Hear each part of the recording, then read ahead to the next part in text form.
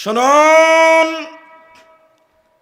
পৃথিবীতে দুটি পাপ আছে, যেই পাপের মাধ্যমে আল্লাহকে অপমান করা হয় তার নাম শিরক। যেই পাপের মাধ্যমে নবীকে অপমান করা হয় তার নাম বিদাত। পৃথিবীতে দুটা পাপ আছে যার নিজস্ব ক্ষমতা আছে। শিরক করলে অতীতের নেকি নষ্ট হয়ে যায়, বিদাত করলে ইবাদত কবুল হয় না। বিদাত করলে ইবাদত কবুল হয় না। বিদাত করলে ইবাদত কবুল হয় না। বিদাত করলে ইবাদত কবুল হয় না। বাপ মারা গেছে, ছেলে ধনী মানুষ ঢাকায় চাকরি করে, গরু জবাই করে দিয়ে সবাইকে খাওয়াইয়েছে দেশবাসীকে। খালা ফুফু বলছে, বেটা তোর তো টাকা পয়সা আছে, বেটা তোর বাপ মারা গেল, একটু মানুষকে খাওয়ালি না বেটা? তো বাপের নামে যেটা করছেন ওটা তো সাদকা, ওইটা তো মানুষের ময়লা, ওটা তোমার বাপের গায়ের ময়লা, ওইটা শুধু ফকির মিসকিন খাবে। তো তোমার আর এক চাচা এসেছে 5 কোটি টাকা দামের গাড়ি চড়ে, সে এই ময়লা খাবে কি করে? হ্যাঁ বেটা, খাবে কি করে? তুমি বেটা মাস্টার ডিগ্রি পাস মূর্খ হয়ে গেছো, তার জন্য ধর্ম মূর্খ হয়ে গেছে। বেটা ধর্মকে পাগল পেয়েছ। 40 দিনের দিন তুমি গরু জবাই করলে কেন? তার মানে তুমি শিরক করেছ। তুমি তোমার বাপের নামে সবাকে গরু খাইয়ে বিদাত করেছ। তুমি শিরক করেছ, তুমি বেদাত করেছ। তুমি শিরক করেছ, তুমি বেদাত করেছ। আমি আব্দুর রাজ্জাক বিন ইউসুফ বলছি, কিয়ামত পর্যন্ত, আমার বয়স পর্যন্ত সময় থাকলো, মরা মানুষের নামে গরু ছাগল জবাই করে খাওয়াই দিতে হবে। এটা প্রমাণ হয়ে গেলে আমি আব্দুর রাজ্জাক বিন ইউসুফ জিন্দেগি তার কোনোদিন কথা বলবো না। বাপ মরে গেছে, কিছুই যদি বলতে না পারো তাহলে বলবে, আল্লাহ আমার বাপকে ক্ষমা করো। এটাই তোমার বাপের জন্য অনেক। কিছুই যদি জানা না থাকে তো কবরের পাশে গিয়ে বলবে, আসসালামু আলাইকুম, আল্লাহ তুমি আমার বাপকে ক্ষমা করো, এটাই অনেক। আর যদি পারো তো ফকির মিসকিনকে টাকা দাও। আর যদি পারো তো অসহায় মানুষকে কাপড় কিনে দাও। আর যদি পারো তো ভালো আকীদার প্রতিষ্ঠানে একটু পানির ব্যবস্থা করে দাও। দুইটা পথ, একটা মুখে দোয়া, একটা হলো অর্থের দান। অর্থের দান যেন গরু জবাই করে দিয়ে সবাইকে খাওয়ার দিতে হবে, ওটা তো সাদকা। তো সবাই খাবে কি করে? কথা মনে হয় আমি বুঝাতে পারি না। সাদকা কে খাবে? ফকির মিসকিন খাবে না ওই ধনী মানুষটা খাবে? রাসূল সাল্লাল্লাহু আলাইহি সাল্লাম একদিন রাস্তা দিয়ে হাঁটছিলেন, একটা খেজুর পেয়ে নিয়েছেন, তখন বলছেন, লাউলা আন্নী আখাফান তাকুনা মিনা সাদাকা লাকালতুকা। ও খেজুর, যদি আমার সন্দেহ না হতো যে তুমি সাদকার হতে পারো, তাহলে আমি মুহাম্মদ সাল্লাল্লাহু আলাইহি সাল্লাম তোমাকে খেয়ে নিতাম। কিন্তু আমার সন্দেহ হচ্ছে যে তুমি সাদকার খেজুর হতে পারে, আমি এই জন্য তোমাকে খাচ্ছি না। হুসাইন রাদিয়াল্লাহু তাআলা আনহু সাদকার খেজুরের পাশে বসেছিলেন, একটা খেজুর নিয়ে মুখে দিয়ে দিয়েছেন। আল্লাহর নবী লাফ দিয়ে উঠে বলছেন, লেতরা, কিক কিক, বমন করা, হাতে আঙ্গুল মুখের ভিতরে ঢুকিয়ে খেজুর বের করে ফেলছে। তুমি জানো না আমার সারতা? তুমি জানো না ইন্না লানা কোনো সাদকা, আমরা সাদকা খাই না। আরে আমি তো খাই না, আমার বংশ খায় না, আমার বংশ তো খায় না। আমাদের বাড়িতে যে কাজ করে সেও খায় না, তার উপরে হারাম। সাদকা হচ্ছে মানুষের ময়লা। আমি মুহাম্মদ সাল্লাল্লাহু আলাইহি সাল্লাম সাদকা খায় না, আমার বংশ সাদকা খায় না, আমার বাড়ির কাজের লোকে সাদকা খায় না। সাদকা হচ্ছে মানুষের ময়লা।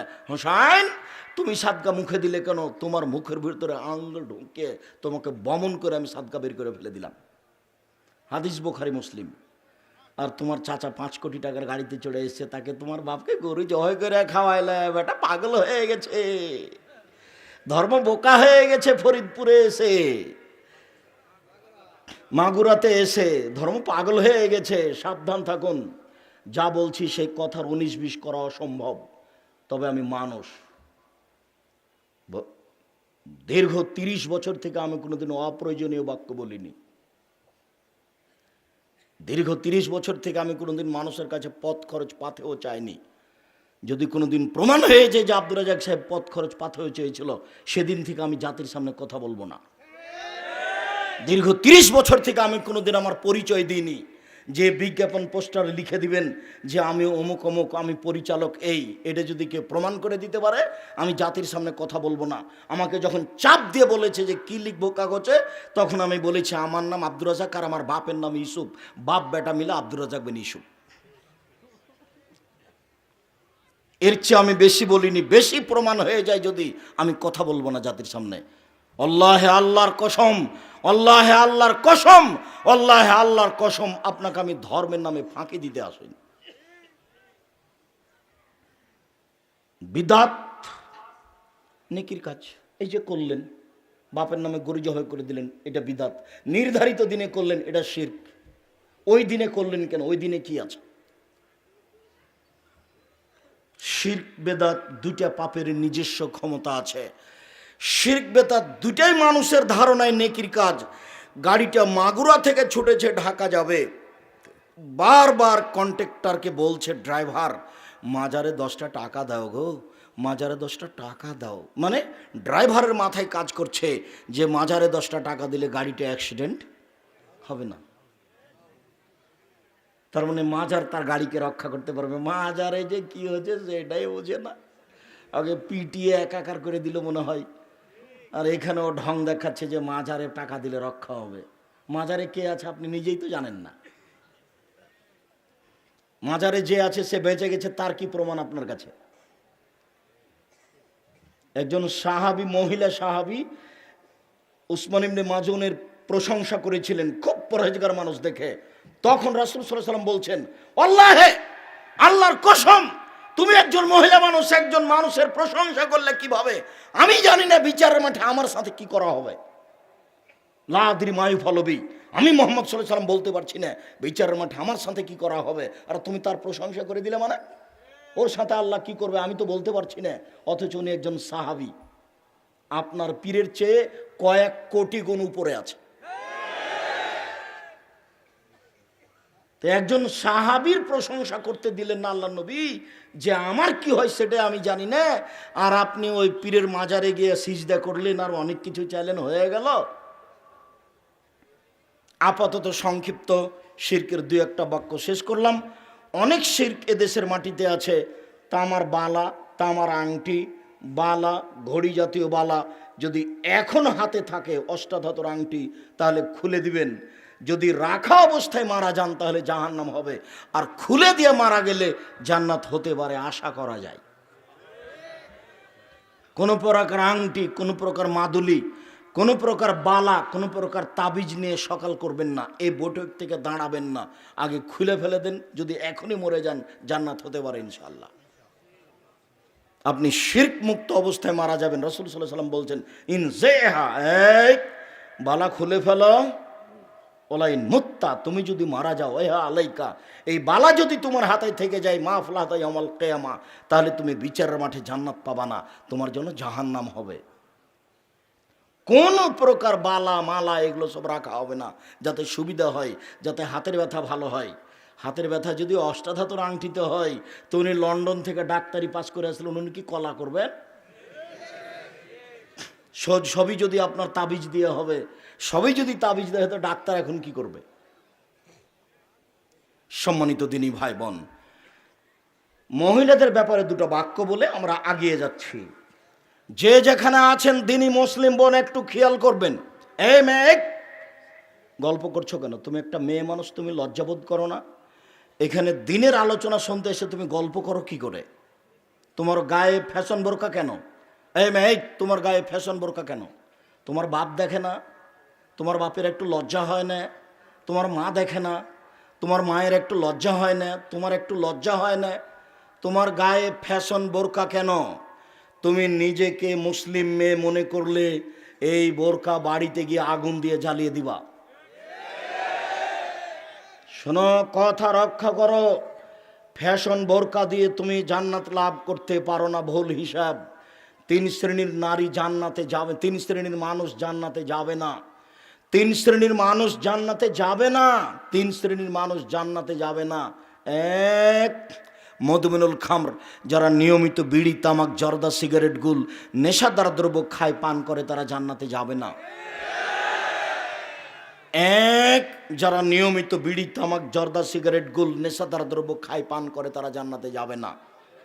ওখান থেকে পাশ থেকে হুজুর বলছেন, আপনি তো বক্তব্য দিচ্ছেন আব্দুর রাজ্জাক সাহেব, আপনাকে কিছু বলতে পারছি না, তো জর্দা যে হারাম তার প্রমাণ কি?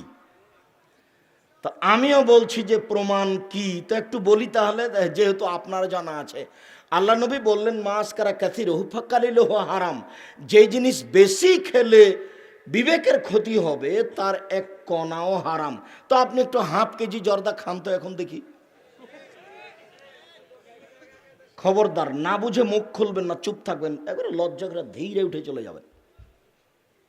আর মনে মনে বলবেন, আল্লাহ তুমি জর্দা ছেড়ার তৌফিক দান করো, আল্লাহ তুমি জর্দা ছেড়ে দেওয়ার তৌফিক দান করো। মুখ খুলবেন না কারো সামনে, দেখাবেন না যে জর্দা মাকরু, মাকরু মানে খারাপ। আপনি খারাপ খান আর আমাদের ইমামতি করেন? আপনি খারাপ খেয়ে ইমামতি করেন কি করে? তওবা করেন যে আমি আর জর্দা খাবো না। সম্মানিত দিনী ভাই বোন, যারা বলেছে বিড়ি, তামাক, জর্দা, সিগারেট, গুল যে হারাম, মদ, তার প্রমাণ কোথায়? ও বুঝতে ভুল করেছে।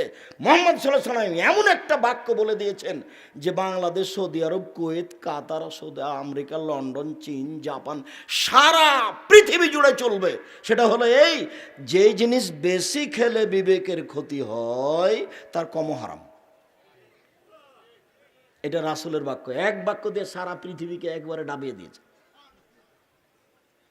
সম্মানিত দিনী ভাই বোন, জরুরি কথা দুই, রাজলাত মিনান নিসায়ে, পুরুষের বেশধারী নারী জান্নাতে যাবে না। যারা পুরুষের জুতা স্যান্ডেল পরে, যারা পুরুষের শার্ট প্যান্ট পরে, যারা পুরুষের পোশাক পরে, তারা জান্নাতে যাবে না। এই মেয়ে, তোমার পায়ে যে জুতা আছে ওটা তো পুরুষের জুতা, মেয়েদের জুতা তুমি খুঁজে পাও না? সম্মানিত দিনী বোন, আপনাকে আমি অপমান করতে আসিনি, আপনাকে সম্মান করি, আপনাকে আয়েশার মতো মনে করি, আপনাকে খাদিজার মতো মনে করি, আপনাকে আমি মূল্যায়ন করতে চাই। আপনি পুরুষের পোশাক পরা ত্যাগ করুন।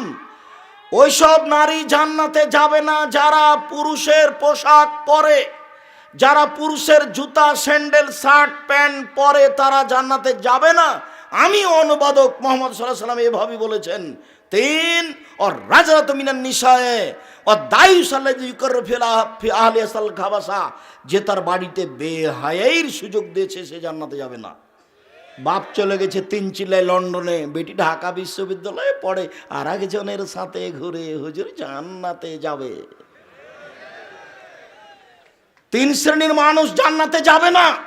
তার এক শ্রেণীর মানুষ হচ্ছে যার বাড়িতে বেহায়াই আছে, যার স্ত্রী ইসলামী পোশাক পরে রাস্তাঘাটে বের হয় না, যার মেয়ে ইসলামী পোশাক পরে রাস্তাঘাটে চলে না, সেই দায়ুস, তাকে জাহান্নামে যেতে হবে। হজ করলেও, তাহাজ্জুদ পড়লেও, চিল্লা দিলেও কোনো পথ নেই, বিচার বিচার। আর যেদিন বিচার হবে সেদিন কেউ কথা বলতে পারবে না। আল ইয়াউমা লা তামলিকু নাফসুন লিনাফসিন শাইআ ওয়াল আমরু ইয়াউমাইযিন লিল্লাহ। আজ কোনো মানুষের কোনো উপকার করতে পারবে না, একচ্ছত্র মালিকানা আমার হাতে থাকবে। আইনাল জব্বার আইনাল মুতাকাব্বির। আজ কিয়ামতের মাঠে স্বৈরাচারী, স্বেচ্ছাচারী, অহংকারী, বদ মেজাজের কোথায়? আনা মালিকুল আমলাক, আমি হচ্ছি রাজাধিরাজ। এই বাক্যগুলি ঘোষণা দিয়ে বিচার শুরু হবে। সম্মানিত দিনী ভাই বোন, সম্মানিত বোন, আপনার জন্য জরুরি কয়েকটা কথা।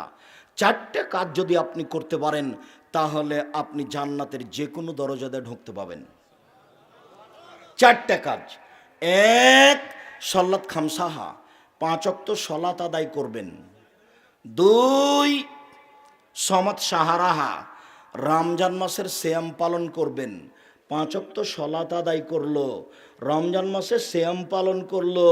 ওয়াতাত বালাহা, স্বামীকে মেনে চললো। 3, 4, আহসানাত ফারজাহা, জেনায় লিপ্ত হলো না। এই 4টে কাজ যদি আপনি করতে পারেন তাহলে জান্নাতের সব দরজা খোলা। 1, 5 ওয়াক্ত সলাত আদায় করবেন। 2, রমজান মাসে সিয়াম পালন করবেন। 3, স্বামীকে মেনে চলবেন, তিতা লাগলেও মিঠা লাগলেও। বুঝে নিলাম আপনার স্বামীর মুখ খুব খারাপ, যখন তখন আপনাকে অকথ্য ভাষায় গালি দেয়। এইভাবে কষ্ট করে সংসার করতে করতে 3-4টা বাচ্চা হয়ে গেছে, কেন আপনি তার সাথে 2 মাস 3 মাস থেকে কথা বলছেন না? এটা ঠিক নয়। যতই খারাপ লাগুক, শরীর হাতকে, নিজের অন্তরকে একবারে পাথর দিয়ে চাপা দিয়ে তার কথা সহ্য করে এই সংসার করুন, আপনার জন্য ভালো হবে। আপনি প্রতিবাদ করিয়েন না, এটা আপনার জন্য ভালো হবে।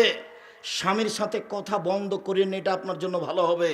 আপনার স্বামী এক গ্লাস পানি চাইলো, খুব গালি দিয়েছে, সেই জন্য এক গ্লাস পানি নিয়ে গিয়ে সামনে থ্যাকস করে রেখে দিয়েছেন এভাবে মুখখান করে, এটা ঠিক হবে না, এটা ঠিক নয়।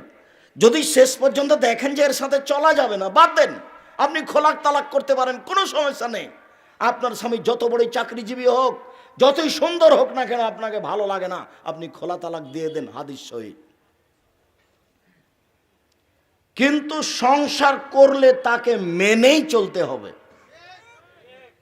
এই কষ্ট মেনে নিয়েই চলতে হবে। আপনি আমার দিনী বোন, যে কোনো মূল্যে তার সাথে কথা বলা বহাল রেখে, তার প্রতিবাদ না করে, তার সব কিছু সহ্য করে মেনে নিয়ে সংসার করার জন্য আমি আব্দুর রাজ্জাক বিন ইউসুফ আমার পক্ষ থেকে আপনার দিনী ভাই হিসাবে আমি আপনাকে অনুরোধ করলাম।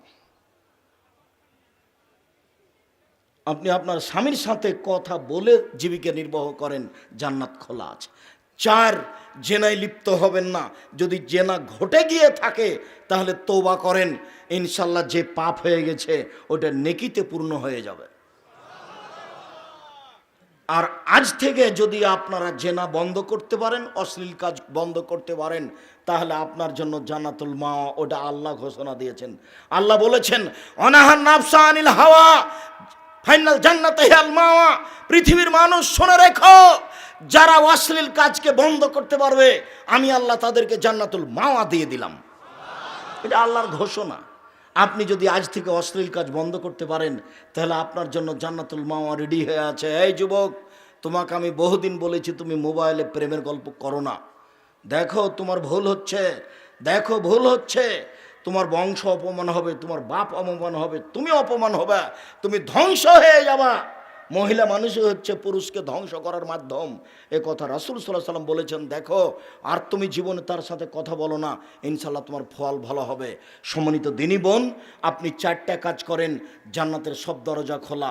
আর 3টে আল্লাহ রাসূল বলছেন, শহীদ নবীগণ জান্নাতে যাবেন, শহীদ জান্নাতে যাবে, সত্যবাদী জান্নাতে যাবে, মহিলারা জান্নাতে যাবে। সিরিয়াল আপনি 4 নম্বরে আছেন। তবে আপনার ব্যাপারে একটা কথা আছে, স্বামীর সাথে কথা বললে হাসি মুখে বলে, 1। 2, স্বামী আদেশ করলে পালন করে। 3, স্বামী যখন বাড়িতে থাকে না তখন নিজেকে হেফাজতে রাখে, কারোর সাথে মোবাইলে গল্প করে না, দেবর ভাসুরের সাথে গল্প জমায় না, এই বাড়ি ওই বাড়ি চলে যায় না। এই 3টা কাজ করে যে নারী, সে নারী সিরিয়ালে আছে। 1, নবীগণ জান্নাতে যাবেন। 2, শহীদগণ জান্নাতে যাবেন। 3, সত্যবাদীরা জান্নাতে যাবে। 4, মহিলারা জান্নাতে যাবে। মহিলারা কারা? যাদের 3টা গুণ আছে। 1, স্বামীর সাথে কথা বললে হাসি মুখে বলে। 2, স্বামী আদেশ করলে পালন করে। 3, স্বামী যখন বাড়িতে থাকে না তখন নিজেকে গুটিয়ে হেফাজতে রাখে। তাই তো মুহাম্মদ সাল্লাল্লাহু আলাইহি ওয়াসাল্লাম বলছেন, 4টা জিনিস আছে যার সুখময় জীবন তার, 4টা জিনিস আছে যার সুখময় জীবন তার, 4টা জিনিস আছে যার সুখময় জীবন তার। 1, আলমারাতু সালেহা, ভালো স্ত্রী আপনার মতো। 2, আল জারুস সলে, ভালো প্রতিবেশী। প্রতিবেশী ভালো না হলে টিকা যায় না। আপনার ছেলে ভাত খাওয়ার পরে প্লেটে পানি ছিল, এভাবে চালিয়ে দিয়েছে, পানিটা গিয়ে প্রতিবেশীর দেওয়ালে লেগে গেছে, এই যে লেগে গেল। 3, আলমার কাবুল হানি, একটা ভালো গাড়ি। সাইকেলের যদি বারবার চেন পড়ে যায় তাহলে ফেলে চলে যাবে, ভালো গাড়ি। 4, আল বাইতুল ওয়াসে, প্রশস্ত ঘর। অন্তত মেহমান রুমটা বড় করবেন যাতে করে 5 জন 7 জন একসাথে খেতে পারে। আর আপনার বউকে আপনার মায়ের স্বভাবে ফিরে যেতে হবে। 3টা কাজ করলেও জান্নাতে যাবেই, জরুরি। 1, পরস্পর সালাম দিলে। 2, দুস্থ গরিব ফকির মিসকিনকে খেতে দিলে। 3, রাতে তাহাজ্জুদ পড়লে। এরা জান্নাতে যাবেই। তো আপনার স্ত্রীকে আমি আপনার মায়ের স্বভাবে ফিরে যেতে কেন বলছি? আপনারা ছিলেন 10 ভাই বোন, আপনার বাপ মা 12 জন, আপনাদের বাড়িতে ছিল 2 জন কিষান কামলা 14 জন, আর আপনার বাপের স্বভাব ছিল মসজিদ থেকে ফকির ধরে আনা, 2 জন ফকির নিয়ে এসেছে রাতে, 16 জন। এতগুলি মানুষের ভাত রান্না করতেন আপনার মা ঢেঁকিতে ধান ভেঙে, কোনো সমস্যা হয়নি। আর আপনার স্ত্রী যেখানে শুয়ে আছে ওখানে ফ্রিজ আছে, তরি তরকারি আছে, খালি একটু গরম করলেই হয়। আপনি রাতে মেহমান নিয়ে এসেছেন মসজিদ থেকে ধরে নিয়ে এসে বলছেন খালেদা একটু উঠো তরকারি গরম করে দাও। হ্যাঁ, তুমি জায়গা পাও না, তুমি মেহমান নিয়ে এসেছো রাত্রে, হোটেলে খাওয়ালি নিতে পারলাম। একদিন ধমক দিলে আর আনতে পারবেন না, সাহস হবে না। সেদিন দেখলেন যে মসজিদের কোনো একটা লোক বসে আছে, ধরে নিয়ে গেলেন, ধরে নিয়ে গিয়ে বউ খুব ধমক দিল। আর একদিন মসজিদ থেকে যাচ্ছেন যে কোনো একটা লোক বসে আছে, তখন মনে মনে বলছেন না রে, নিয়ে যাব না, নিয়ে যাব না, তো কঠিন। আর ওই সময়তে আপনার মায়ের বয়স 80 বছর, ওইদিকে শুয়েছিল, তাড়াহুড়া করে এসে বলছে থাক বেটা, থাক বেটা, বৌমাকে উঠাইস না বেটা, আমি তরকারি গরম করে দিচ্ছি, তুই মেহমানকে খাওয়া। 80 বছর বয়স আপনার মায়ের। শুনুন, আমি বউ তালাক দিতে বলিনি, তবে দেখে শুনে পরিবর্তন করতে হবে, এই কথাই ঠিক। কেননা আপনার স্ত্রীকে আপনার মায়ের স্বভাবে ফিরে যেতেই হবে। ভুলেও কোনোদিন 150 চাল রান্না করবেন না, 200 করবেন না। আপনার মা 1 কেজি 5 কেজি করতেন, আপনি হাফ কেজি 1 কেজি করবেন। সারাদিন মেহমানে খাবে, আপনারা খাবেন, ফকিরে খাবে, রাতে গরুতে খাবে। 150 কেন চাল রান্না করলো আপনার স্ত্রী? দুপুরে মেহমান এসছে, তখন স্ত্রী বলছে কি করবে, কি করবে, এইটুকু ভাত যদি দিই মেহমানকে তো তাহলে শেষ হয়ে যাবে। এক কাজ করো, চানাচুর বিস্কুট দেবি, দেখে দাও। দুপুরে চানাচুর বিস্কুট দিতে হবে। বউকে মায়ের স্বভাবে ফিরে যেতে হবে, জরুরি ঘোষণা। আপনার জন্য একটা কথা বলে আমরা আলোচনায় চলে যাচ্ছি। স্বামী হিসাবে 5টা কাজ করতে হবে। 1, আতেবা মাতা এমতা, যে মানের খাচ্ছ বউকে সে মানের খাওয়াবা। 2, ফাঁকসুহা মাক্তা সাইতা, যে মানের কাপড় পরো বউকে সে মানের পরাবা। 3, অলা তুকাব্বে, বউকে কখনো কটু কথা বলবা না, বউকে মারতে হবে না, বউকে গালি দিতে হবে না, বউকে নিন্দা করতে হবে না। ভুলেও কখনো বলবেন না যে তোমার ঠোঁটটা মোটা।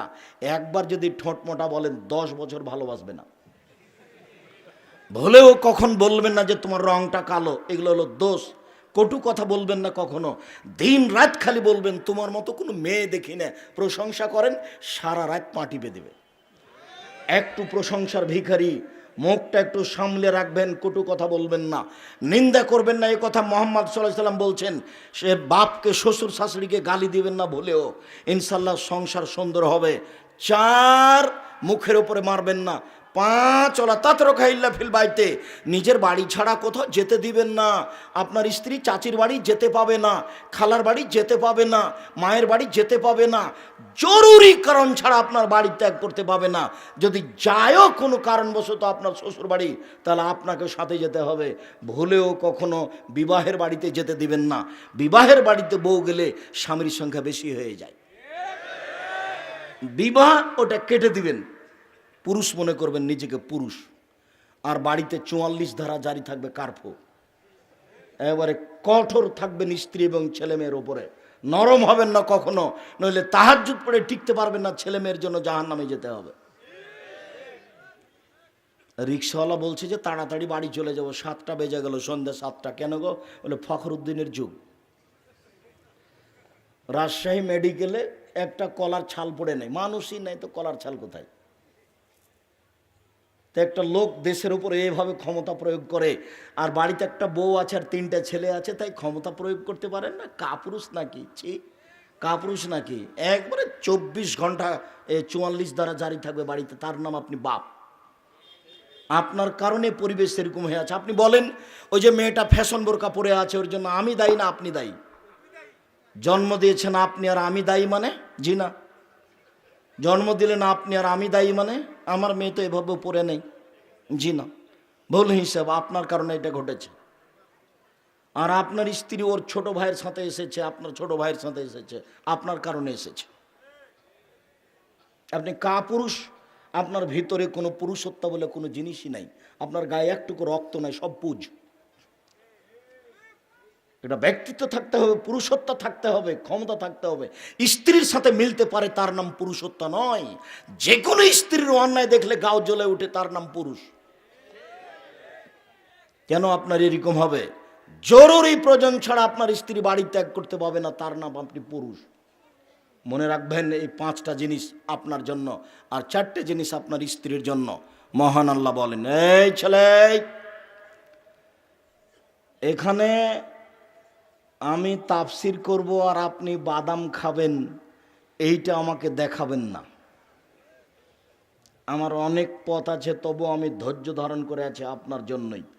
আমি ঢাকা থেকে রাজশাহী গেছি, রাজশাহী থেকে বাগেরহাট গেছি, বাগেরহাট থেকে বরিশাল গেছি, বরিশাল থেকে আপনার এখানে এসে আমি কথা বলছি। দয়া করে আপনি আমাকে কোনো প্রয়োজন দেখায়েন না।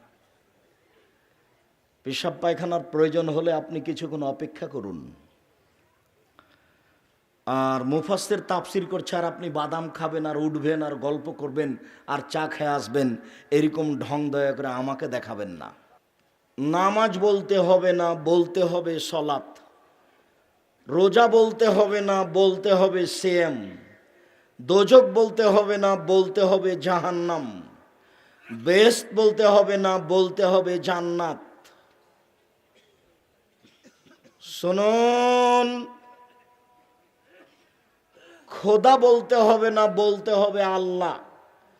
আল্লাহ শব্দ কোরআনেও আছে, হাদিসেও আছে। খোদা শব্দ কোরআনেও নেই, হাদিসেও নেই। জান্নাত শব্দ হাদিসেও আছে, কোরআনেও আছে। বেহেশত শব্দ কোরআনেও নেই, হাদিসেও নেই। জাহান্নাম শব্দ কোরআনেও আছে, হাদিসেও আছে। দোজক শব্দ কোরআনেও নেই, হাদিসেও নেই।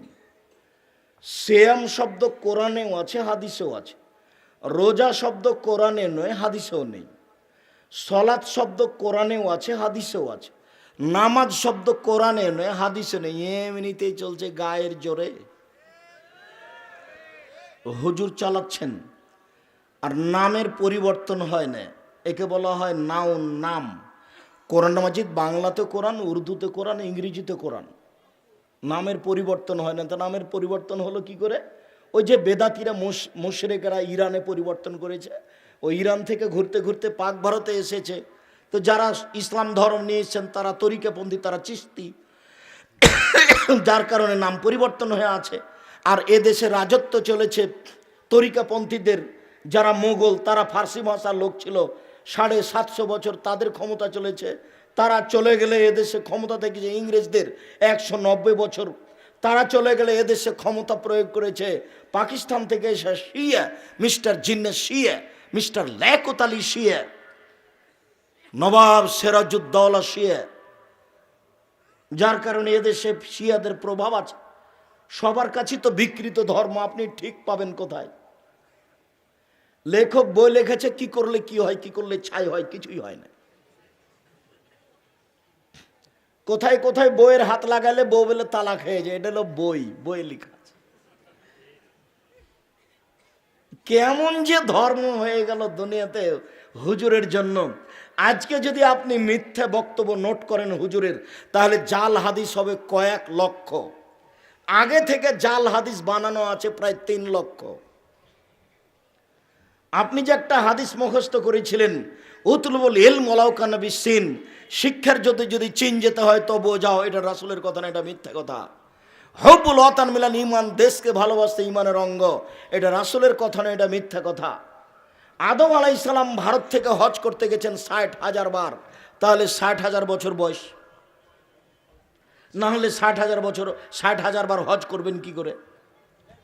এগুলো সব অহেতুক কথা।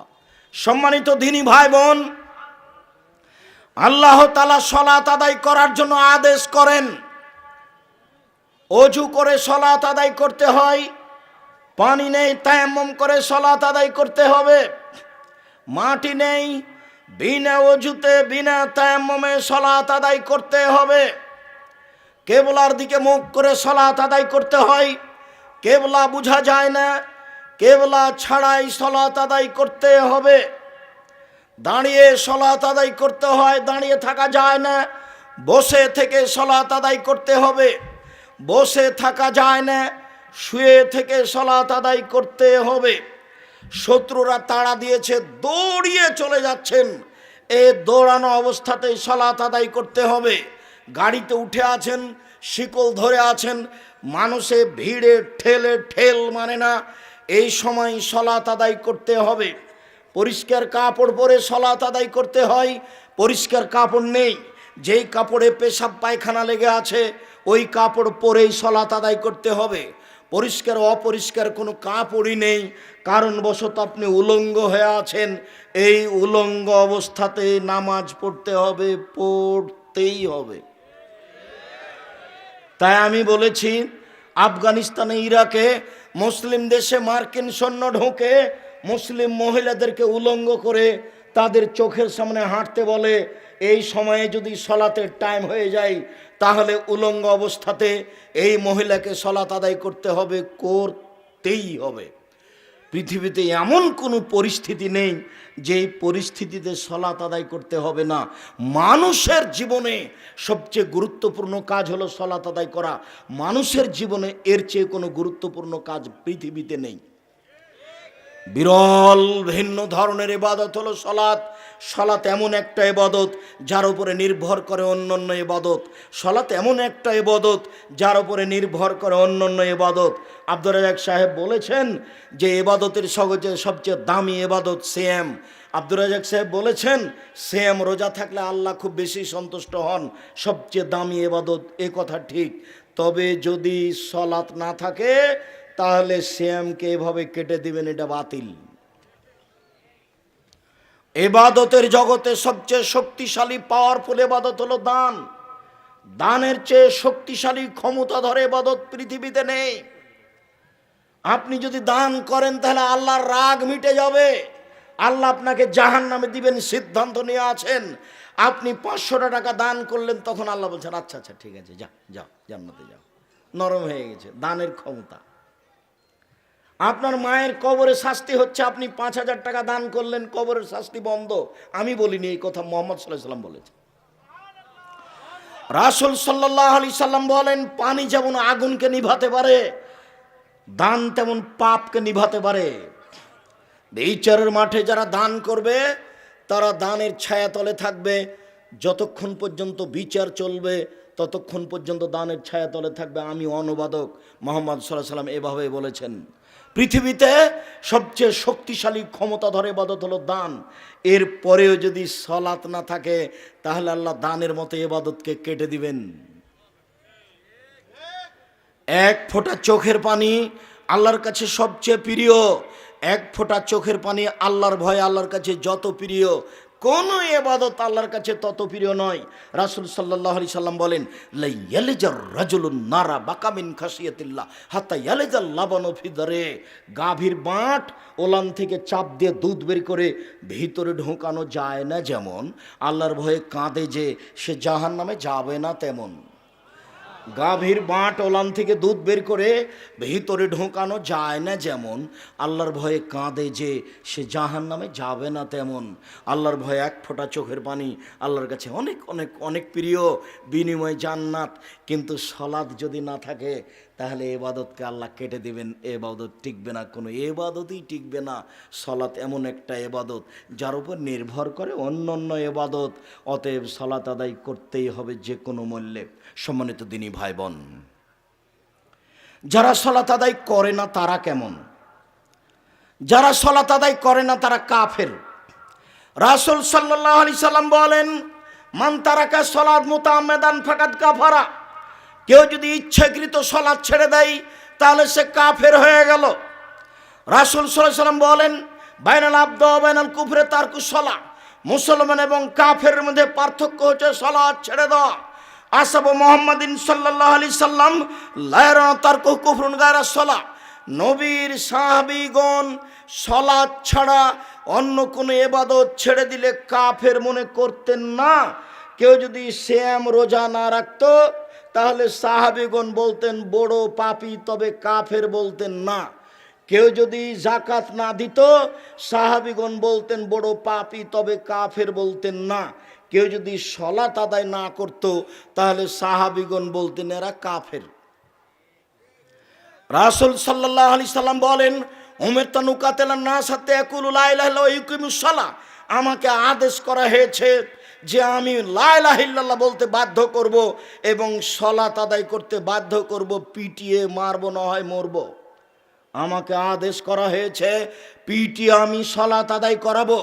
এই হাদিসের ভিত্তিতে ইমাম আহমদ ইবনে হাম্বল বলেন, কেউ যদি সালাত আদায় না করে তাহলে তাকে হত্যা করতে হবে।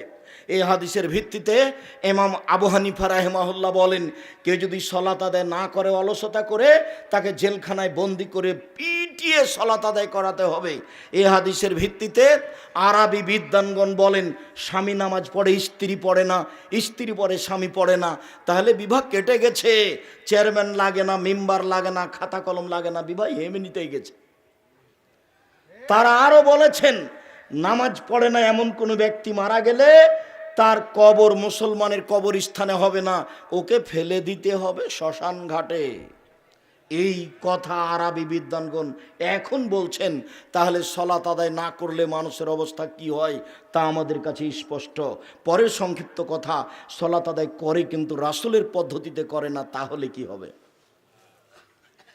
মহান আল্লাহ বলেন, ফাওয়াইলুল লিল মুসাল্লিন, যারা সালাতে অমনোযোগী, ঠিকঠাক করে সালাত আদায় করে না, ওরা ওয়াইল নামক জাহান্নামে যাবে। সালাত আদায় করার পরেও জাহান্নামে যাবে। রাসূল সাল্লাল্লাহু আলাইহি ওয়াসাল্লাম বলেন, আসওয়া সারিক মা ইয়াসরিকু মিন সালাতিহি, সবচেয়ে খারাপ চোর যেই সালাত চুরি করে। সাহাবীগণ বলেন, বুঝতে পারলাম না মানুষ সালাত কিভাবে চুরি করে। রাসূল সাল্লাল্লাহু আলাইহি ওয়াসাল্লাম বললেন, মালা ইতিমরকু হলো সুজুদাহা, যে ব্যক্তি রুকু সিজদা ঠিক মতো আদায় করে না সে হলো সালাত চোর। আব্দুল্লাহ ইবনে শাকিক রাদিয়াল্লাহু তাআলা আনহু বলেন, হুযায়ফা রাদিয়াল্লাহু তাআলা আনহু একটা লোককে দেখলেন রুকু সিজদা ঠিক মতো করলো না, রুকুতে গেছে উঠে গেছে, সিজদাতে গেছে লাফ দিয়ে উঠে গেছে। এই আপনার ইমামের মতো খালি গেল আর আসলো, আপনার ইমাম যেমন করে। তো হুযায়ফা রাদিয়াল্লাহু তাআলা আনহু বললেন, মাশাআল্লাহ, এই লোকটা সালাত আদায় করেনি, এই লোকটার সালাত হয়নি। আরো বললেন, লোকটা যদি মারা যায় তাহলে মুসলমান অবস্থায় মারা যাবে না, অথচ সালাত আদায় করেছে। একটা লোক মসজিদে ঢুকে সালাত আদায় করে আল্লাহ রাসূলকে সালাম দিল, তখন আল্লাহ রাসূল বলেন, সাল্লে ফাইন্নাকা লাম তুসাল্লে, তুমি সালাত আদায় করো, তুমি করনি। লোকটি আবার সালাত আদায় করে আল্লাহ রাসূলকে সালাম দিল। আল্লাহ রাসূল বললেন, সাল্লি ফাইন্নাকা লাম তুসাল্লি, তুমি সালাত আদায় করো, তুমি সালাত আদায় করনি। লোকটি আবার সালাত আদায় করে আল্লাহ রাসূলকে সালাম দিল। তখন আল্লাহ রাসূল বললেন, সাল্লি ফাইন্নাকা লাম তুসাল্লি, তুমি সালাত আদায় করো, তুমি সালাত আদায় করনি। তখন লোকটি বলছে, আল্লিমনি কাইফা উসাল্লি, কিভাবে সালাত আদায় করতে আপনি বলে দেন, এর চেয়ে আমি ভালো করে সালাত আদায় করতে পারবো না। ঘটনা হলো এই যে আল্লাহর নবী তাকে বললেন না, হ্যাঁ সালাত আদায় করেছো তবে খুব একটা ভালো হয়নি, এ কথা বলেননি। বললেন যে তুমি সালাত আদায় করনি, অথচ লোকটা কয়বার সালাত আদায় করেছে? তিনবার। আর আপনি বলছেন অত নিয়ম কানুন বাদ দেন তো, নিচে বাঁধুক হাত আর উপরে বাঁধুক হাত, দেখেন যে নামাজটা পড়ছে কিনা। সরাসরি বুখারী মুসলিমের হাদিসের বিরোধী এই কথা। ভুল হিসাব। সালাত একজনের নিয়মে পড়তে হবে যার নাম মুহাম্মদ সাল্লাল্লাহু আলাইহি সাল্লাম, তাছাড়া আপনার সালাত হবে না, এ কথাই চূড়ান্ত। সম্মানিত দ্বীনী ভাই বোন, সালাত 3 ভাগে বিভক্ত। ওযু হচ্ছে 1 ভাগ, রুকু হচ্ছে 1 ভাগ, সিজদা হচ্ছে 1 ভাগ। এই 3 ভাগের যে কোনো একটা ভালো না হলে 3 ভাগের 1 ভাগ নেকি কাটা যাবে। 2টা ভালো না হলে 3 ভাগের 2 ভাগ নেকি কাটা যাবে। 3টাই যদি ঠিক না হয় তাহলে সব নেকি কাটা যাবে, 1 নেকিও হবে না। রাসূল সাল্লাল্লাহু আলাইহি সাল্লাম বলেন, যে ব্যক্তি ঠিক মতো সালাত আদায় করে না ও বিচারের মাঠে ফেরাউনের সাথে থাকবে। পৃথিবীতে সবচেয়ে বদ খারাপ মানুষ হলো ফেরাউন। অনেকে আল্লাহ দাবি করেছে, তবে ফেরাউনের মতো কেউ দাবি করেনি। Charles Darwin, Hume, Hegel, Lenin, Karl Marx, Engels, আব্রাহা, আবুল আহাব, আবু জাহাল, দাকেনুস, ডিকেটিস, সক্রেটিস, নমরুদ, ফেরাউন, সাদ্দাদ, কারুন, অনেকেই আল্লাহ বলে দাবি করেছে, তবে ফেরাউনের মতো নোংরা দাবি কেউ করেনি। ফেরাউনই বলেছে, আনা রব্বুকুম আলা, আমি হচ্ছি তোমাদের সবচেয়ে বড় প্রতিপালক। ফেরাউনি বলেছে লাইনিত্তাখাস্তা ইলাহান গাইরি লাজালান্নাকা মিনাল মাসজুনিন, মূসা আমাকে বাদ দিয়ে অন্য কাউকে আল্লাহ বললে আমি তোমাকে জেলখানায় বন্দি করে দিব। ফেরাউনি বলেছে মালেম তো লাকুম মিন ইলাহিন গাইরি, মূসা আমি ব্যতীত তোমাদের আর কোনো আল্লাহ আছে এ কথা আমি জানি না। যখন ওই মিশর জাদুঘরে ঢুকলাম তখন আর একজন সাথে আছে মাহমুদ, ঘুরছি আমি বলছি মাহমুদ এগুলো দেখে হবে না, ফেরাউন কোথায় আছে সেখানে চলো। আল্লাহ আকবার, এরকম করবেন না, আল্লাহ আকবার এরকম করবেন না, কাঁধ সামনাসামনি, আল্লাহ আকবার, এই যে কাঁধ সামনাসামনি বা কানের লতি সামনাসামনি, আল্লাহ আকবার একটু উঁচু, হাতের আঙ্গুলগুলি জমা জমা থাকবে, হাতের তালু কেবলামুখী থাকবে, কাঁধ সামনাসামনি থাকবে, থুথির নিচে নিয়ে আসবেন না, আল্লাহ আকবার, কান ধরবেন না, আল্লাহ আকবার এরকম করবেন না, কানের লতিতে ঠেকাবেন না, আল্লাহ আকবার। ডান হাত বাম হাতের কবজির উপরে রাখেন, তারপর বুকের উপরে রাখেন হাদিস 3টি সহি, 4টি সহি নাভির নিচে রাখেন, 3টি জয়ীফ হাদিস। কিভাবে আমল করবেন সেটা আপনার ব্যাপার। এবার বুকে হাত বেঁধে আপনি বলুন আল্লাহুম্মা বাঈদ বাইনি ওয়া বাইনা খাতায়ায়া কামা বা'আদতা বাইনাল মাশরিক ওয়াল মাগরিব, আল্লাহুম্মা নাক্কিনি মিনাল খাতায়া কামা ইয়ানাক্কাস সাবুল আবিজ মিনাদ দানাস, আল্লাহুম্মা আগসিল খাতায়ায়া বিল মাই ওয়াস সালজি ওয়াল বারাদ। হে আল্লাহ তুমি আমাকে আর আমার পাপকে অত দূরত্বে করো, পূর্ব পশ্চিমকে তুমি যত দূরত্বে করেছ আল্লাহ তুমি আমার পাপকে ধুয়ে পরিষ্কার করে দাও, যেমনভাবে সাদা কাপড়কে ময়লা থেকে ধুয়ে পরিষ্কার করা হয়। আল্লাহ তুমি আমার পাপকে বরফ দিয়ে ধুয়ে দাও, তুমি আমার পাপকে তুষার দিয়ে ধুয়ে দাও। এই কথা বলার পরে আপনি বলুন আউযু বিল্লাহি মিনাশ শাইতানির রাজিম, বিসমিল্লাহির রহমানির রহিম। মারদুদ বিতাড়িত শয়তান থেকে বাঁচতে চাচ্ছি আল্লাহর নিকটে, পরম দাতা দয়ালুর নামে আরম্ভ করছি। আলহামদুলিল্লাহ রাব্বিল আলামিন, বিশ্বজগতের প্রতিপালকের প্রশংসা। আর রহমানের রাহিম তিনি হচ্ছেন পরম দাতা দয়ালু, মালিকে ইয়াউমিদ্দিন তিনি হচ্ছেন বিচার দিনের মালিক।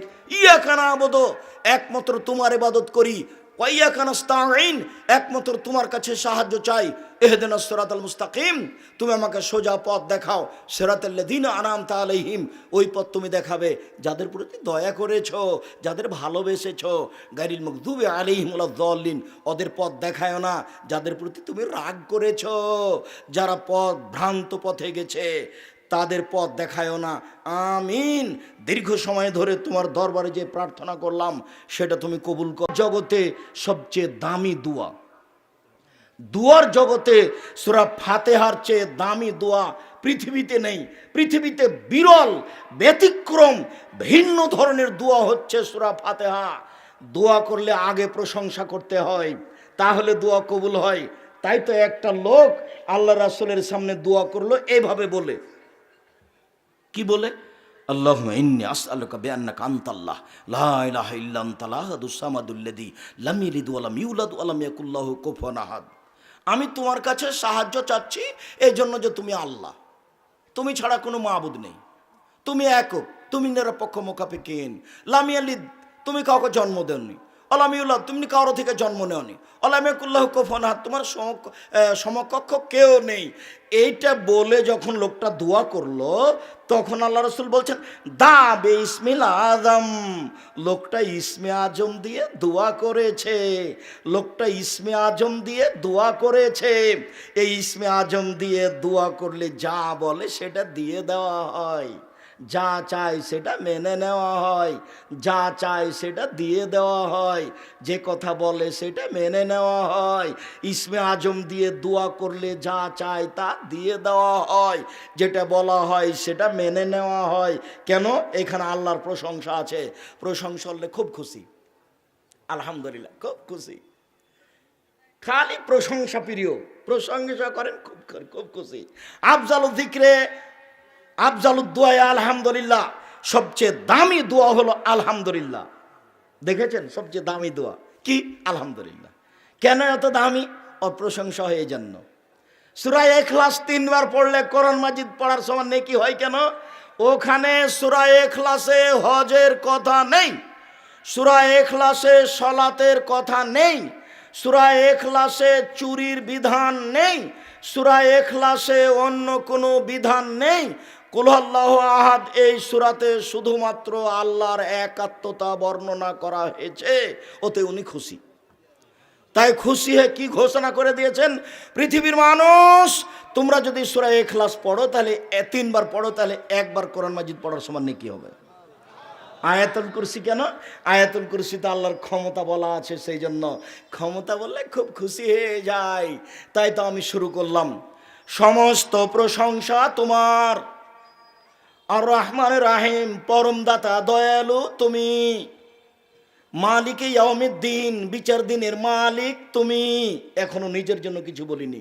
ইয়াকা নাবুদু, একমাত্র তোমারই ইবাদত করি, ওয়া ইয়াকা নাস্তাইন, একমাত্র তোমার নিকটে সাহায্য চাই। তুমি আমার একটা কথা শোনো, তুমি আমার একটা কথা শোনো, তুমি আমার একটা কথা শোনো। ইহদিনাস সিরাতাল মুস্তাকিম, তুমি আমাকে সোজা পথ দেখাও, সরল পথ দেখাও। ওরা বলে এই পথে আসো, ওরা বলে এই পথে আসো, ওরা বলে দেওয়ানবাগি করো, ওরা বলে ফুরফুরা শরীফ, ওরা বলে আরো কিছু, ওরা বলে আটরসি, ওরা বলে মাঝ ভান্ডারে, আমি কোন পথে যাই? তুমি আমাকে সোজা পথ দেখাও, তুমি আমার একটা কথা শোনো। সমস্ত প্রশংসা তোমার, পরমদাতা দয়ালু তুমি, বিচার দিনের মালিক তুমি, একমাত্র তোমারই ইবাদত করি, একমাত্র তোমার কাছে সাহায্য চাই। তুমি আমার একটা কথা শোনো, তুমি আমার একটা কথা শোনো, তুমি আমার একটা কথা শোনো। ইহদিনাস সিরাতাল মুস্তাকিম, তুমি আমাকে সোজা পথ দেখাও। গায়রিল মাগযুবি আলাইহিম ওয়ালাদ-দাল্লিন, ওদের পথ দেখায় না যাদের খারাপ বেশ, ওদের পথ দেখাও না যারা ভ্রান্ত হয়েছে। আমিন। দীর্ঘ সময় ধরে তোমার দরবারে যে কথাটা বললাম, তুমি কথাটা মেনে নাও। এই জন্য একাই থাকলেও সূরা ফাতিহা পড়তে হবে, জামাতে থাকলেও সূরা ফাতিহা পড়তে হবে, জোরে কেরাত হলেও সূরা ফাতিহা পড়তে হবে, আস্তে কেরাত হলেও সূরা ফাতিহা পড়তে হবে। আপনাকে আমি আদেশ করিনি, বললাম মাত্র। পালন করবেন না করবেন সেটা আপনার ব্যাপার। পরকাল ঠেকে যে এটা আমি চাইনি। আমার জীবনে কোনো দিন আমি কোনো মাযহাবকে নিয়ে আলোচনা করিনি। যখন আমাকে জিজ্ঞাসা করা হয়েছে যে মাযহাব মানা কেমন, তখন আমি বলেছি, বিচারের মাঠে যদি ইমাম আবু হানিফা রাহিমাহুল্লাহকে আল্লাহ বলেন যে আবু হানিফা তুমি কি কাউকে তোমাকে মানতে বলেছিলে, তখন যদি ইমাম আবু হানিফা রাহিমাহুল্লাহ বলেন না না না না না আমি কাউকে মানতে বলিনি, আমি কাউকে মানতে বলিনি, তাহলে আপনার কি হবে? আমি উত্তর এইটা দিয়েছি, আপনি আপনারটা করেন, আপনাকে আমি নিষেধ করিনি। মাগুরা বাড়ি আপনি তো করবেন, এটাই স্বাভাবিক।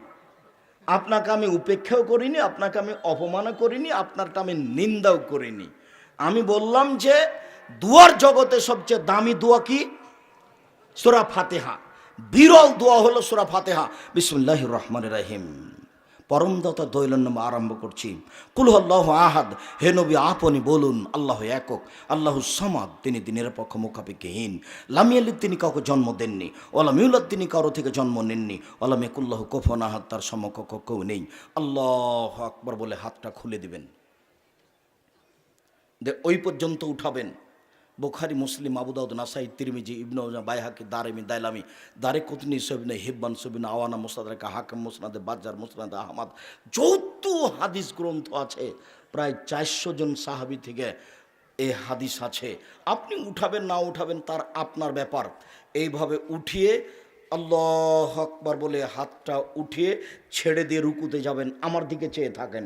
রুকুতে যাবেন তখন পিঠটা একবার লম্বা হয়ে থাকবে, লম্বা হয়ে থাকবে, মাথা উঁচুও হবে না নিচুও হবে না, পিঠের হাতটা সোজা হয়ে থাকবে, মধ্যেখানে এরকম বাঁকা হবে না, আর আঙ্গুলগুলো খুলে খুলে হাঁটুকে চেপে ধরে থাকবেন।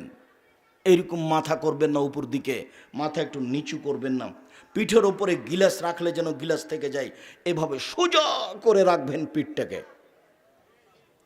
আর কোমর থেকে সামনের জন্য হাতের উপরে থাকবে। আপনি বলবেন সুবহান রব্বিল আযীম, সুবহান রব্বিল আযীম, যতবার ইচ্ছে। আপনি বলুন সুবহান কুদ্দুসুন রব্বুল মালাইকাতুর রূহ, তুমি পাক, তুমি পবিত্র, তুমি ফেরেশতার প্রতিপালক, তুমি জিবরাইলের প্রতিপালক। আপনি বলতে পারেন সুবহানাকা আল্লাহুম্মা রাব্বানা ওয়া বিহামদিকা আল্লাহুম্মা গফিরলি, হে আল্লাহ তোমার প্রশংসা সহকারে তোমার পবিত্রতা বর্ণনা করছি, তুমি আমাকে ক্ষমা করো। আপনি বলতে পারেন সুবহানাজিল জাবরুতি ওয়াল মালাকুতি ওয়াল কিবরি ওয়াল আজমাত। যতবার ইচ্ছা আপনি বলতে থাকেন, যতবার ইচ্ছে।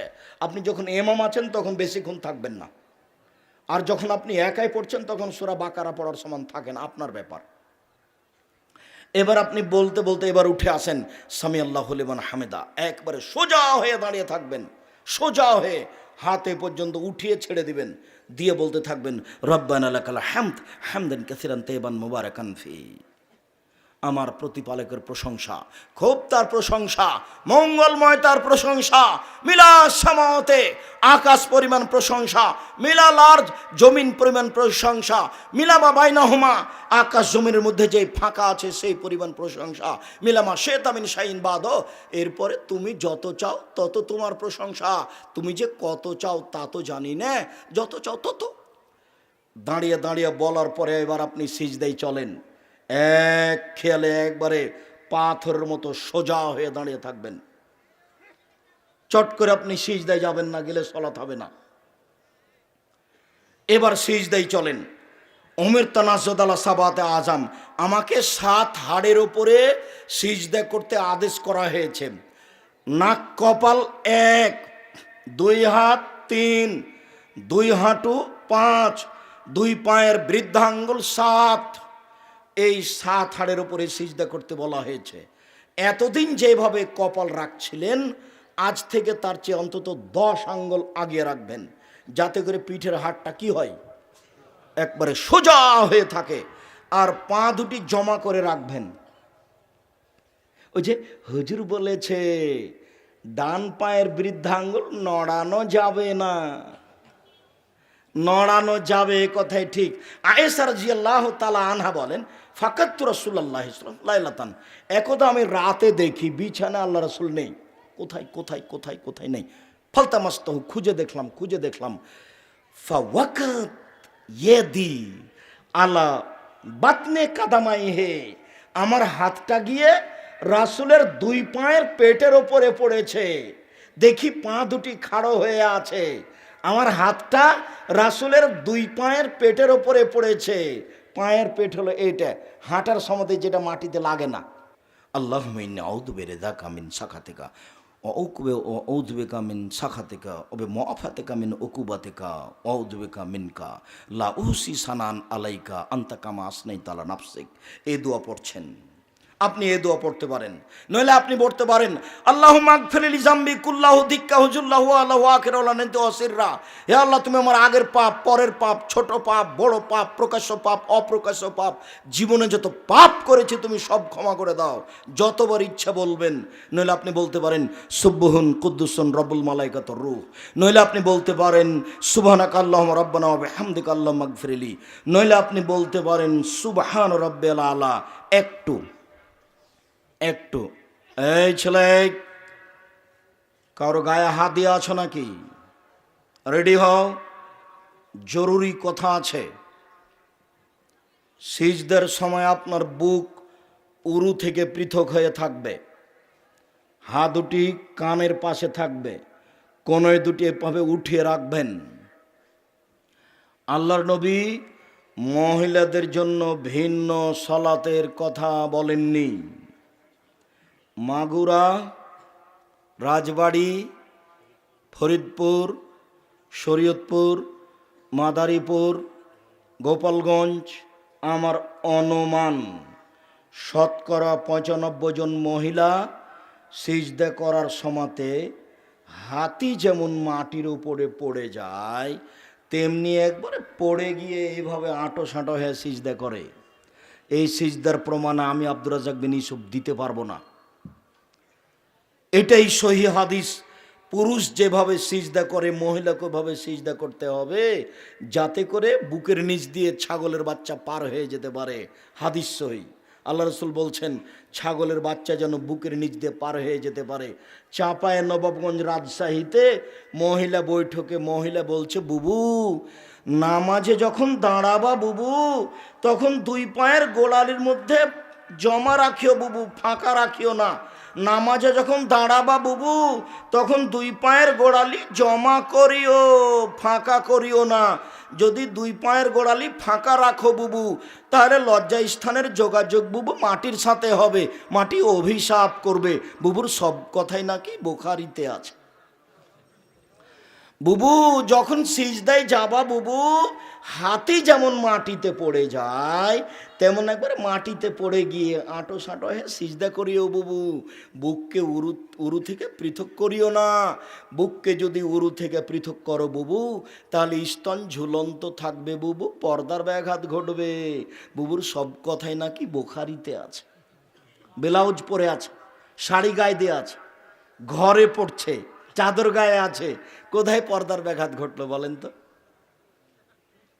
এইভাবেই মহিলা বৈঠকের বক্তব্য আপনাকে শোনালাম। এইভাবে জানি না আপনার কি হবে, আপনার স্ত্রীর কি হবে, আপনার বৌমার কি হবে। আপনার এবং আপনার স্ত্রীর সলাতের মধ্যে কোনো পার্থক্য আমি আব্দুর রাজ্জাক বিন ইউসুফ 30 বছরের তদন্ত আমি কোনোদিন বের করতে পারিনি। যে দু একটা হাদিস আছে যে বুক সে উরুর সাথে লাগিয়ে এইভাবে সিধে করতে হবে, ওগুলো সব জাল, মানুষের বানানো। প্রায় 3 লক্ষ জাল জৈফাদ এসেছে, তার মধ্যে এটা একটা। তার মধ্যে অজু করার সময় ঘাড় মাসা করা একটা হলো জাল হাদিস, মানুষের বানানো। সালাম ফেরার পরে মাথায় হাত দিতে হবে, এটার কোনো হাদিসই নেই, দুনিয়াতে এমনিতেই চলছে। যেমন মিনহা খালাকনাকুম ওয়া ফিহা নুঈদুকুম ওয়া মিনহা নুখরিজুকুম তারাতান উখরা, এটা জাল হাদিসও নয়, এমনিতেই চলছে। যেমন আস্তাগফিরুল্লাহ রাব্বি মিন কুল্লি জামমি ওয়া তুবু ইলাইহি, এটা কোনো হাদিসই নয়, এমনিতেই চলছে। ধর্মতে চালু হয়ে গেছে, চলছে। শুনুন সম্মানিত দ্বীনী ভাই বোন, আপনি সিজদা থেকে উঠে বলেন আল্লাহুম্মা গফিরলি ওয়ারহামনি ওয়াহদিনি ওয়াআফিনি ওয়ারযুকনি। এরপরে আপনি আবার সিজদা দেন। সিজদা থেকে উঠে আপনি আত্তাহিয়াতুর বৈঠকে বসেন, বা আরেক রাত এভাবে পড়ে যদি আত্তাহিয়াতুর বৈঠক হয় তাহলে বাম পায়ের পাতার উপরে বসবেন আর ডান পা খাড়ো করে রাখবেন। আর যদি সালামের বৈঠক হয় একটু, তাহলে সালামের বৈঠক হলে এই বাম পাকে ডান দিক দিয়ে বের করে দিবেন আর নিতম্ব পিছনকে মাটির উপরে রাখবেন। নিতম্ব পিছনকে মাটির উপরে রেখে দিয়ে বাম পাকে ডান দিকে বের করে দিয়ে নিতম্ব মাটির উপরে রেখে দিয়ে বাম হাতের আঙ্গুল জমা জমা করে হাঁটুর উপরে রাখুন। আর ডান হাতের আঙ্গুলে এই কনিষ্ঠ আঙ্গুল সহ দুটা জমা করেন তো দেখি। এই ছেলে এই করো দেখি। তারপর তৃতীয় আঙ্গুলের নখের উপরে বৃদ্ধ আঙ্গুলের পেট রাখেন। যারা আপনারা দ্বীনী বোন দেখতে পাচ্ছেন না তারা একটু দেখেন, ওই কনিষ্ঠ আঙ্গুল কুঁড়ে আঙ্গুল সহ তারপরেরটা দুইটা জমা করেন। তারপর তৃতীয় আঙ্গুলের নখের উপরে বৃদ্ধ আঙ্গুলের পেটটা রাখেন, দিয়ে গোলাকার করেন। এবার হাঁটুর উপরে রেখে দেন, অবিরাম নড়বে। ইল্লাল্লাহর সমাতে একবার আঙ্গুল উঠাতে হবে, এর প্রমাণে ভুয়া হাদিসও দুনিয়াতে নেই, এটা এমনিতেই চলছে। উঠানো মানে তাকে আঘাত করা। আত্তাহিয়াতু লিল্লাহি ওয়াস সালাওয়াতু ওয়াত তাইয়্যিবাতু, সমস্ত ইবাদত আল্লাহর জন্য। আসসালামু আলাইনা আইয়ুহান নবিয়্যু, হে নবী আপনার উপরে শান্তি হোক, আমাদের উপরে শান্তি হোক। আশহাদু আল্লা ইলাহা ইল্লাল্লাহ, আমি সাক্ষ্য দিচ্ছি আল্লাহ ছাড়া কোনো মাবুদ নাই। ওয়া আশহাদু আন্না মুহাম্মাদান আবদুহু রাসূলুহু, আমি সাক্ষ্য দিচ্ছি মুহাম্মদ আল্লাহ রাসূল তার বান্দা। আল্লাহুম্মা সাল্লি আলা মুহাম্মাদি ওয়া আলা আলি মুহাম্মাদ কামা সাল্লাইতা আলা ইব্রাহিম ওয়া আলা আলি ইব্রাহিম ইন্নাকা হামিদুম মাজিদ। হে আল্লাহ, তুমি মুহাম্মদ সাল্লাল্লাহু আলাইহি সাল্লাম এবং তার পরিবারের প্রতি শান্তি অবতীর্ণ করো, যেমনভাবে ইব্রাহিম আলাইহিস সালাম এবং তার পরিবারের প্রতি শান্তি অবতীর্ণ করেছ। তুমি প্রশংসনীয়, তুমি জ্ঞানী। আল্লাহুম্মা বারিক আলা মুহাম্মাদি ওয়া আলা আলি মুহাম্মাদ কামা বারাকতা আলা ইব্রাহিম ওয়া আলা আলি ইব্রাহিম ইন্নাকা হামিদুম মাজিদ। হে আল্লাহ, তুমি মুহাম্মদ সাল্লাল্লাহু আলাইহি সাল্লাম এবং তার আহল পরিবার, তার বংশধরের প্রতি বরকত নাজিল করো, যেমনভাবে ইব্রাহিম আলাইহিস সালাম তার আহল পরিবারের প্রতি বরকত নাজিল করেছো। তুমি হচ্ছ প্রশংসনীয়, তুমি জ্ঞানী। আল্লাহুম্মা ইন্নী যালামতু নাফসি যুলমান কাসীরা, হে আল্লাহ জীবনে খুব পাপ করেছি, ফাগফিরলি, তুমি আমাকে ক্ষমা করো। মাগফিরাতাম মিন ইনদিক, ক্ষমা একমাত্র তোমার পক্ষ থেকে হয়ে থাকে। ওয়ারহামনি ইন্নাকা আনতাল গাফুর রহিম, তুমি ক্ষমা করো, তুমি দয়া করো। তুমি যদি ক্ষমা না করো, তুমি যদি দয়া না করো, তাহলে কে করবে? আল্লাহুম্মা ইন্নী আউযু বিকা মিন আযাবি জাহান্নাম, হে আল্লাহ আমি তোমার কাছে জাহান্নাম থেকে বাঁচতে চাই। ওয়া আউযু বিকা মিন আযাবিল কবর, তোমার কাছে আমি কবরের শাস্তি থেকে বাঁচতে চাই। ওয়া আউযু বিকা মিন ফিতনাতিল মাসিহিদ দাজ্জাল, তোমার কাছে আমি দাজ্জালের ফিতনা থেকে বাঁচতে চাই। ওয়া আউযু বিকা মিনাল মা'সাম ওয়াল মাগরাম, তোমার কাছে বাঁচতে চাই আমি বড় পাপ হতে, তোমার কাছে বাঁচতে চাই ঋণ কর্য হতে, তোমার কাছে বাঁচতে চাই বড় পাপ হতে, তোমার কাছে বাঁচতে চাই ঋণ কর্য হতে। আল্লাহুম্মা ইন্নী আউযু বিকা মিন ফিতনাতিল মাহি ওয়াল মামাত, ইহকালের ফিতনা, পরকালের ফিতনা, ইহকালের ফিতনা, পরকালের ফিতনা হতে তোমার কাছে বাঁচতে চাই। আরও দোয়া অন্তত কি, রব্বির হামহুমা কামা রব্বায়ানি সাগীরা। বাপের তো জমি জায়গা বাড়ি ঘর ভোগ করছেন, ভুলেও কোনো দিন এইটা আর আপনার মনে হয় না যে একটু বাপ মায়ের জন্য বলি? শোনেন, সালাম ফেরার পূর্বে বলবেন রব্বির হামহুমা কামা রব্বায়ানি সাগীরা, হে প্রতিপালক তুমি আমরা বাপ মাকে দেখো, বাল্য অবস্থা আমাকে যেভাবে দেখেছিল। অনেক কিছু ভোগ করছেন, কিছু বলতে পারছেন না। আর আপনি ভদ্র ছেলে আপনার বাপের, আপনার ছেলে তো এত ভদ্র নয়, আপনি একটু বলতে পারছেন না আপনার ছেলে কি করবে, আপনি বুঝতে পারেন না। আরও আপনাকে বলেছি 2 রাকাত সালাত আদায় করে আল্লাহর কাছে চাইবেন, আল্লাহ যেন আমি এই দোয়াটা না ভুলি, এই জন্য তোমার কাছে 2 রাকাত সালাত আদায় করে প্রার্থনা করছি, আমি যেন প্রত্যেক সালাতে সালাম ফেরার পূর্বে বলতে পারি রব্বির হামহুমা কামা রব্বায়ানি সাগীরা। আরও দোয়া, আরও দোয়া। এরপরে আসসালামু আলাইকুম রহমতুল্লাহ, আসসালামু আলাইকুম রহমতুল্লাহ। এরপরে যা হবে তা জিকির, আল্লাহু আকবার, আস্তাগফিরুল্লাহ, আস্তাগফিরুল্লাহ। সালাম ফেরার পরে হাত তুলবেন না, দেখছেন না? আসসালামু আলাইকুম রহমতুল্লাহ, আসসালামু আলাইকুম রহমতুল্লাহ, আলহামদুলিল্লাহ রাব্বিল আলামিন, বিহাক্কি লা ইলাহা ইল্লাল্লাহ, বিহাক্কি লা ইলাহা ইল্লাল্লাহ বলে দোয়া শেষ করতে হবে। এর প্রমাণ কিয়ামত পর্যন্ত হবে না। সালাম ফেরার পরেই আসসালামু আলাইকুম রহমতুল্লাহ, আসসালামু আলাইকুম রহমতুল্লাহ, হাফ মিনিট পরে হাত তুলে দোয়া করার প্রমাণ কোনো দিন হবে না। আল্লাহু আকবার, আস্তাগফিরুল্লাহ, আস্তাগফিরুল্লাহ, আস্তাগফিরুল্লাহ, আল্লাহুম্মা আনতাস সালাম ওয়া মিনকাস সালাম তাবারাকতা ইয়া যাল জালাল ওয়াল ইকরাম। আরও দোয়া, আরও দোয়া। আয়াতুল কুরসি, ফরজ সালাতের পরে যদি মানুষ আয়াতুল কুরসি পড়ে তাহলে জান্নাতে চলেই গেছে। তো ঢোকেনি কেন? মরেনি এজন্য। এটা আমি বলিনি, এ কথা মুহাম্মদ সাল্লাল্লাহু আলাইহি ওয়াসাল্লাম বলছেন। আপনি যে সালাম ফেরার পরে হাত তুলে দোয়া করলেন, তারপরে সবাই মনে করলো যে এখন তাসবিহ তাহলিল জিকির আজকার শেষ হয়ে গেছে, তাই উঠে সুন্নাত পড়তে লাগলো। বলেন এইসব জিকিরের কি হবে? ও হুজুর, চাঁপায় নবম হয়েছে একটা গল্প করে, গোলেমালে যাবে যায় যতদিন, তখন আর একদিন বলছে একজন যে এমনি করে খাবি কতদিন। গোলেমালে যায় যতদিন, একটা লোক শিক্ষিত মানুষ, পড়াশোনা জানে না, বলেছে যে আমি শিক্ষিত, বেশ কিছু ছেলে মেয়েকে নিয়েছে, নিয়ে খালি বলে দিয়েছে গোলেমালে যায় যতদিন, গোলেমালে যায় যতদিন। একটা ঠিকই মাস্টার পাশ দিয়ে যাচ্ছিল, কিরে ছেলেগুলো কি বলে? তো ছেলেগুলো বলছে গোলেমালে যায় যতদিন, না হ্যাঁ গোলেমালে যায় যতদিন। তখন উনি ছেলেদেরকে বলে দিয়েছে, এই শোনো তোমরা এখন বলবে এমনি করে খাবি কতদিন, এমনি করে খাবি কতদিন। সালাম ফিরার পরে এভাবে হাত তুলে দোয়া করে এমনি করে খাবেন কতদিন, এটা পদ্ধতি নয় রাসূল সাল্লাল্লাহু আলাইহি সাল্লামের। বলে গেলাম এই কথার গায়ে দাগ লাগানো যাবে না কিয়ামত পর্যন্ত, যা বলছি তাই থাকবে ইনশাআল্লাহ।